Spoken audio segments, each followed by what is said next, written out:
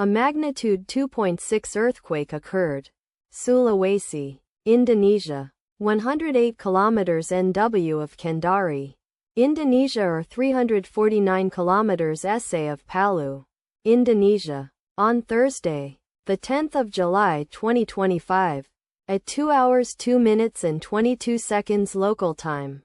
The quake had a depth of 10 kilometers and was not felt, or at least not reported so.